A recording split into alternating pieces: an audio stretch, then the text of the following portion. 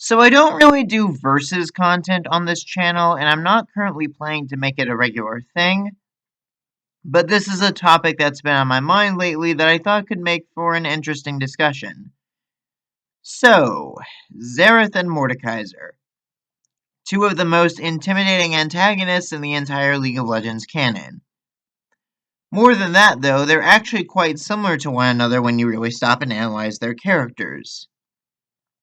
Today I want to sit down and do just that, as well as raise the discussion: who could ultimately dominate who? With all the preamble out of the way, let's get started. To start with, let's analyze their backstories. Xerath was a slave in Shurima who spent his entire life yearning for one thing: freedom. It was promised to him by Azir from an early age, but when it seemed like the Emperor was going to go back on that promise, Xerath decided to take matters into his own hands. This led him to using the Rite of Ascension, the very power that served as the crux of Shurima's power, as a means to topple it. More than that, Xerath was able to achieve a level of strength far surpassing any ascended before him by absorbing all the power of the Sun Disk. Xerath's sole motivation now is to put the entire world at his feet. A lifetime as a slave has prepared me for eternity as this world's master. Mordekaiser, by contrast, was a mighty warrior named San Uzal. He believed in an afterlife called the Hall of Bones, a sort of Valhalla-like realm where the greatest combatants throughout history got to revel in eternal celebration of their hard-won glories. When San Uzal eventually died and reached the afterlife, though, all he found was this purgatory-like realm where souls drifted aimlessly in fog until they eventually faded away. Refusing to accept this as his final fate after all that he had achieved, San Uzal persevered through sheer determination, and eventually found a way back to the living world where he would continue to conquer, all in the name of creating his own Hall of Bones. Xerath and Mordekaiser actually both share surprisingly similar motivations. Xerath wants to be free, while Mordekaiser wants a happy afterlife. The problem is that both of them have warped and distorted these goals to the point that they can only come at the detriment of literally everyone else.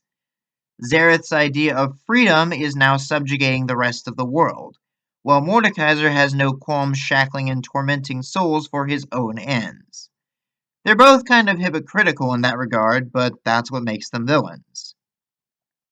But let's talk a bit about their powers and abilities. Honestly, both of these characters stand at what could be considered the peak of arcane mastery for any mage on Runeterra. Even before his transformation, Xerath studied all manner of forbidden tomes and consulted with ancient mystics, learning how to wield a wide variety of spells and even curses. People often associate Xerath with just firing energy blasts, but he can do so much more than that. He can conjure storms, track people's presence, and even cause women to miscarry. Yeah, have fun with that information. And keep in mind that these are things Xerath learned to do prior to his ascension. As an ascended being, he can allegedly see the forces that hold the universe together, allowing him a level of insight about the inner workings of magic normally restricted to cosmic beings like Aurelian's soul. Even beyond that, Xerath is actually physically quite strong as well, able to collapse an entire building all on his own. It's even loosely implied that Xerath has the ability to straight up erase souls, though that hasn't been hard confirmed as of yet, so take it with a grain of salt. Impressive as that list of feats is, though, Mordekaiser is no slouch either. While in the Death Realm, San Uzal learned how to speak the language of the dead, a language incomprehensible to mortal races. With this knowledge, he can control other souls by using their true names, and even bolster himself with his own, which is where Mordekaiser comes from. More than that, he learned how to craft their essence into a special soul metal that now comprises his suit and his weapon, the brutal war mace known as Nightfall. Mordekaiser reigned unchallenged for years, building a fortress known as the Immortal Bastion. This terrifying structure not only served as the seat of his power, but also came to store all manner of arcane secrets within. See, Mordekaiser didn't just spend his second life conquering. He also hoarded any magical knowledge he could get his hands on. Ultimately, Mordekaiser hoped that this would help him conquer and surpass reality itself. He studied demonic and even celestial magic to an extent, all with the aim of surpassing the gods themselves. If the Hall of Bones wasn't real, or at least was beyond Mordekaiser's reach, then he would simply create his own. Honestly, what makes the fight between Xerath and Mordekaiser such an interesting one to me is how evenly matched they seem. These are two men pursuing a destiny they both think they're owed, and have studied all manner of arcane knowledge that would probably drive most mortal minds utterly insane. Frankly, we don't even know the full extent of everything they're capable of.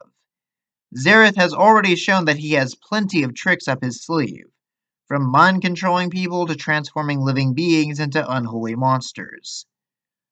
Mordekaiser, meanwhile, has an entire vault's worth of ancient secrets we've only gotten a glimpse of.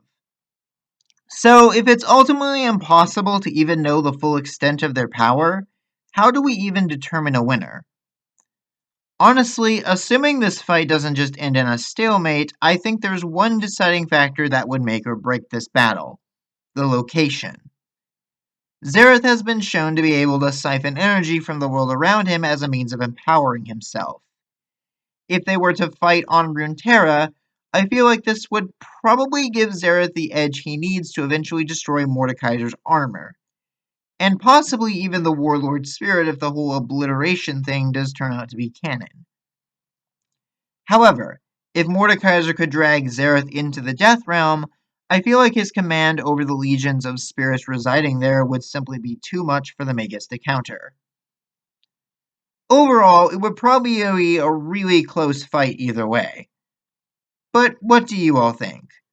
Which of these tyrannical warlocks do you think would reign supreme? Leave your thoughts in the comments down below, and I'll see you all next time.